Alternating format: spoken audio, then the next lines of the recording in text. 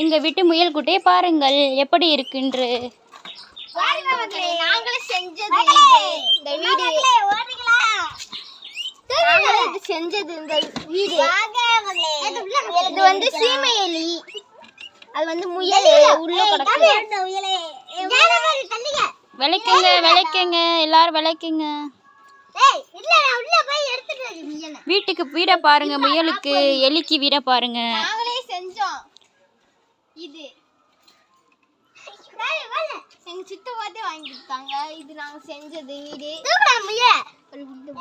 முயலை காணவில்லையே, எங்க போயிட்டாங்க முயல் எல்லாம்? பாருங்க மக்களே, உள்ள போய் திர்றாவ. அங்க போய் தூங்க போயிட்டாங்களா? மதிய நேரம் ஆச்சுன்னா தூங்க போயிட்டாங்க. ஐயோ காலை பிடிக்காத, வலிக்கும், கீழே வை. இதே நம்ம வெள்ளை முயலே மாசமா இருக்கு. பொட்டை முயலே வாடி கருப்பச்சி.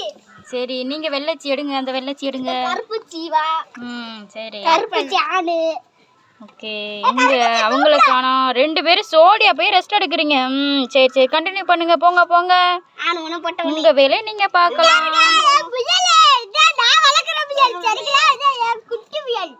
எங்க எலி காணமே? அவங்க எல்லாம் அவங்க அறைக்குள்ள போயிட்டாங்களோ?